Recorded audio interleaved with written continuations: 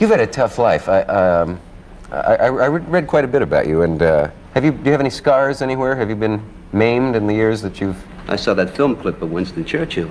Yeah. Now, there was a boy living a tough life. Even though he had a great deal No of money. scars, nothing, but they're there, you know. Yeah. That's a tough life as well. For decades, He was the most feared face in American cinema. A man who could silence a room with a single stare, who made millions of moviegoers stand up and cheer as he hunted down criminals in the dark. But the face that terrified a generation was hiding something. 25 years after his death, the people who actually lived with Charles Bronson tell a very different story than the one Hollywood sold you. Stick around, because by the end of this video, you'll never watch a Charles Bronson movie the same way again. For nearly 2 decades, Charles Bronson was the most bankable tough guy on the planet. Cold eyes. A face like it had been carved out of granite. A silence that felt more dangerous than any line of dialogue. Audiences believed the man on screen was the man in real life, and for a long time, nobody around him did much to correct that impression. But the people closest to Bronson, including his own children, have described a very different man behind closed doors. Quieter, gentler, and far more private than his on-screen persona ever let on. To understand how those two versions of Charles Bronson could exist in the same body, you have to go back to where the granite was actually formed. A coal town in western Pennsylvania that gave a hungry, undersized kid no choice but to grow up fast. Long before the name Charles Bronson existed, there was Charles Buczynski, born on November 3, 1921, in the small mining community of Ehrenfeld, Pennsylvania. He was one of 15 children born to Lithuanian Tatar immigrant parents, Walter and Mary Buczynski, in a household where money was so scarce that basic necessities were never guaranteed. Bronson would later describe a childhood defined by genuine poverty, a family that sometimes went without enough food or proper clothing, and none of the safety nets that exist today. It was the kind of environment that either breaks a person or hardens them into something almost unbreakable. For Charles, it did the second one. When Charles was still a boy, his father died, leaving behind a widow and a house full of children with no primary breadwinner in the middle of the Great Depression. There was no time to grieve and no cushion to fall back on. Like several of his brothers, Charles went to work in the coal mines while he was still a teenager, spending long shifts in cramped, dark tunnels far below the surface. It was brutal, dangerous labor, the kind that killed men slowly through black lung, or all at once through a collapse. Bronson carried the psychological weight of those years for the rest of his life, including a lasting discomfort with small, enclosed spaces that friends and colleagues would later notice even at the height of his fame. But the mines also taught him something that would eventually define his entire acting career. In that environment, silence was survival. Men who worked those shafts learned to communicate with looks, with posture, with the smallest of gestures, because talking wasted breath and breath was precious. That silent, watchful intensity Bronson later brought to the screen wasn't invented by a drama coach. It was forged underground, years before he ever stood in front of a camera. Growing up in a household of that size and that little money also shaped his values in ways that outlasted his time in Pennsylvania. He often spoke, later in life, about how the experience of real scarcity never really left him, even once he had more money than he could have imagined as a boy. Colleagues who worked with him decades later, at the height of his fame, would sometimes note how unshowy his personal habits remained. He wasn't a man who flaunted his wealth. He treated money the way someone who once genuinely had none tends to treat it, as security, not spectacle.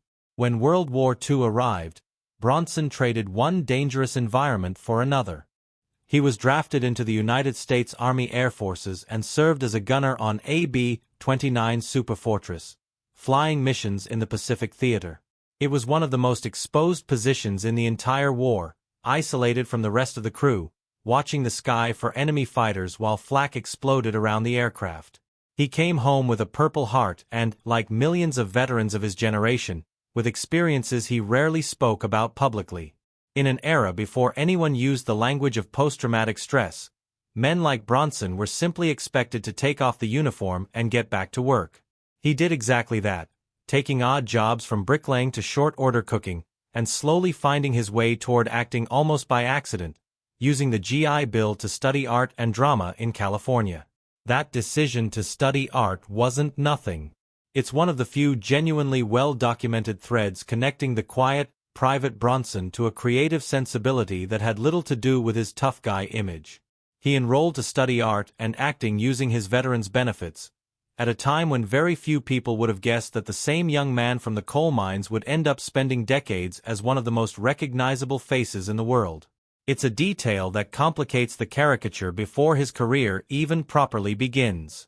Hollywood in the early 1950s did not know what to do with a face like his. He was older than the typical newcomer, built like a laborer, and about as far as you could get from the smooth leading men of the era. So the studios did what studios do. They put him in the background, cast as henchmen, silent tough guys, and supporting muscle in films throughout the 50s.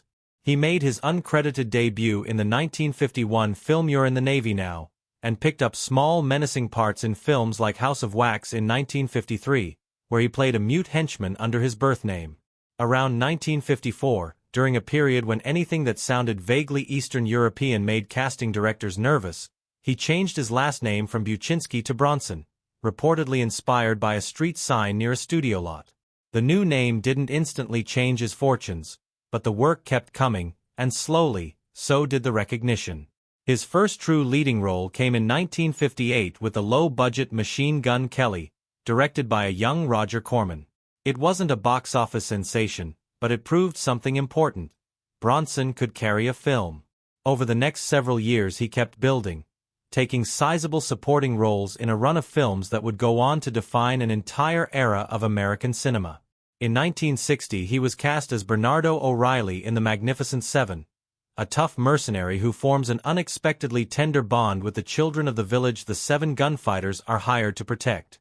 Co-stars on that film later recalled him as something of a loner on set, someone who kept to himself between takes rather than socializing, a habit that would define his working relationships for the rest of his career.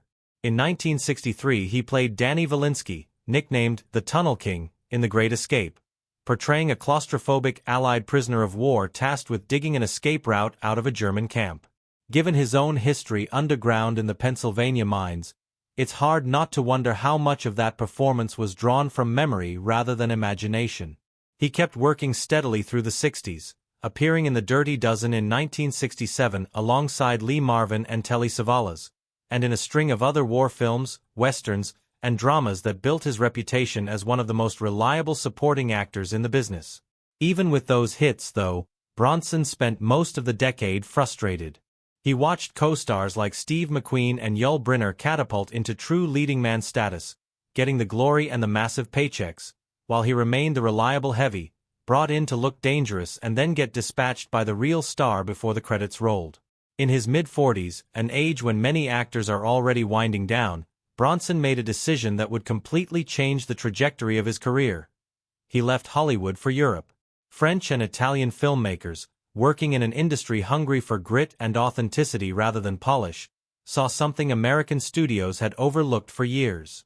French actor and director Alain Delon, reportedly a genuine fan of Bronson's work, personally arranged for him to co-star in the 1968 thriller Adieu El Ami, also known as Farewell, Friend. It became a substantial hit, and it opened the floodgates. Bronson became a genuine sensation overseas, headlining major releases in France and Italy and eventually landing the role that many critics still consider his finest work, the harmonica-playing stranger in Sergio Leone's sprawling 1968 epic, Once Upon a Time in the West. Leone had originally wanted Clint Eastwood for the part years earlier, in what became A Fistful of Dollars, but Bronson had turned that offer down. When the two finally worked together on Once Upon a Time in the West, Leone would later call him the greatest actor he had ever worked with. By the end of the decade, Bronson was reportedly one of the highest-grossing stars in the world outside the United States, a fact that eventually forced American studios to take him seriously as a leading man rather than a background threat. That leading man status exploded into a full cultural phenomenon in 1974, when director Michael Winner cast the 52-year-old Bronson as Paul Kersey in Death Wish. The premise was simple, and for a country gripped by fear of rising urban crime, incredibly potent. A mild-mannered architect turns vigilante after his family is attacked, roaming the streets at night to confront the criminals the system seemed powerless to stop. Audiences didn't just watch the film, they responded to it, reportedly cheering out loud in theaters across the country. It made Bronson a genuine American icon almost overnight, a symbol for a nation that felt, rightly or wrongly, like it had lost control of its own streets. But the film also triggered fierce criticism from mainstream film critics, who argued it glorified vigilante violence and pandered to the darkest instincts of a frightened public. Prominent reviewers of the era accused the film of endorsing a lawless, retributive worldview, and the debate around death which became one of the most heated cultural arguments in 70s American cinema. Bronson, by most accounts a fairly pragmatic man who saw acting primarily as a way to provide for his family, was reportedly surprised by how political the reaction became. Whatever his own feelings about that debate, the role defined the rest of his career. For the following 2 decades, Bronson became closely associated with action and vigilante films, many of them produced later for the Cannon Film Studio, delivering the kind of steady, high-paying work that guaranteed the financial security he had never known as a child in Ehrenfeld. It's worth pausing here, because this stretch of his career is often flattened into a punchline, an aging action star cranking out increasingly cheap sequels. And it's true that the artistic ambition of those Cannon-era films rarely matched his earlier work in Europe or films like The Great Escape. But it's also true that Bronson, in interviews scattered across those decades, was consistently candid about treating acting as a trade rather than an art form he needed to chase for validation. He had grown up in a family where work meant survival, not self-expression, and that framework never fully left him. Signing on for a well-paying action picture wasn't, in his own telling, a compromise of some deeper artistic self. It was simply the job, done reliably, the same way his father had gone into the mines every day because that was what needed doing. Behind the tough guy image was a marriage that, by every account from those who knew the family, was the true center of Bronson's life. He met British actress Jill Ireland in the late 1960s, while she was married to actor David McCallum, and the two eventually married in 1968. Bronson and Ireland went on to appear together in an unusually high number of films for a Hollywood couple, roughly 15 productions over the following 2 decades. Their partnership lasted until 1990, when Ireland died after a long battle with breast cancer, a loss that hit Bronson extraordinarily hard. He scaled back his career significantly during her illness, turning down high-paying roles in order to stay close to home, and those close to the family have described the years that followed her death as ones in which Bronson became noticeably more withdrawn from public life. He continued to work occasionally afterward, including a run of television films in the Family of Cop series in the 90s, but colleagues and biographers alike have noted that something in his public presence changed after 1990. The relentless intensity that had defined his screen persona for decades seemed to soften into something more tired, more private. Among Bronson's children was Katrina Holden Bronson, whom he and Ireland adopted after the death of her biological mother, Hilary Holden, a casting professional who had been a friend of the family. Katrina grew up alongside her siblings in a household that, from the outside, must have looked worlds away from the tenements of Ehrenfeld, but was shaped in real ways by the values her father carried with him from that childhood: privacy, discipline, and a deep wariness of the machinery of fame. Katrina went on to build her own quiet career in the entertainment industry, working as an actress as a child, including a small role in Death Wish 4, The Crackdown alongside her father, before eventually moving behind the camera. In 2005 she wrote and directed her feature debut, Daltrey Calhoun, a Southern comedy drama starring Johnny Knoxville, marking her own creative identity outside of her father's shadow. Unlike her father, Katrina has largely kept her personal life and her recollections of him out of the public eye, which is itself consistent with a kind of guarded, low-key existence the family maintained even at the peak of Bronson's fame. Bronson's final years were shaped by another battle, this time with his own health. He was reportedly diagnosed with Alzheimer's disease later in life, and his family kept the details of his decline largely private, consistent with the fiercely guarded privacy Bronson had maintained throughout his career. He rarely gave interviews in his final years, and when he did appear in public, it was infrequent and brief. On August 30, 2003, Charles Bronson died of pneumonia at Cedars-Sinai Medical Center in Los Angeles at the age of 81.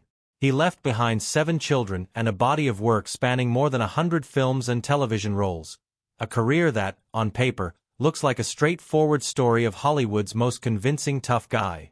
But look closer at the record: the coal mines, the wartime trauma, the years of being passed over before finally becoming a star in his 40s and 50s, the marriage he built his whole world around, the deliberate distance he kept from Hollywood's social scene, and a more complicated picture emerges. This wasn't simply a man who played dangerous characters well. He was a man whose entire adult identity had been built, piece by piece, out of genuine hardship long before a camera ever pointed at him. The stillness audiences found so menacing on screen wasn't a performance choice invented for Death Wish. It was the accumulated posture of a person who had survived a mining town, a war, and an industry that spent nearly 2 decades underestimating him. It's also worth noting what a strange arc his career actually followed, compared to almost any other major star of his era. Most leading men are established in their 20s or 30s, ride a wave of momentum, and gradually fade from top billing as they age. Bronson's path ran almost entirely in reverse.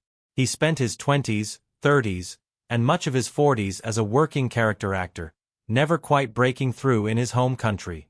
He became a genuine global superstar only after leaving for Europe in his mid-40s, and he didn't become an American household name until Death Wish, released when he was 52 years old. Very few actors in the history of American cinema have had their defining, career-making role arrive that late. It's a detail that says as much about Hollywood's narrow ideas of what a leading man was supposed to look like in the 50s and 60s as it does about Bronson's own persistence. 25 years after his death, Charles Bronson's story is still often reduced to a handful of scowling movie posters and a signature stare. But the fuller picture, pieced together from his own biography, the recollections of the people who knew him, and the simple facts of a life that started in genuine poverty and ended in enormous fame, tells you something more interesting than any tabloid rumor ever could. The real Charles Bronson wasn't a mystery to be solved or a monster to be debunked. He was a survivor first of a coal town, then of a war, then of an industry that spent years underestimating him before finally, and rather late, making him one of its biggest stars. And behind all of it was a man who, by every credible account, valued the privacy of his home and his family far more than the fame that made him one of the most recognizable faces of his generation.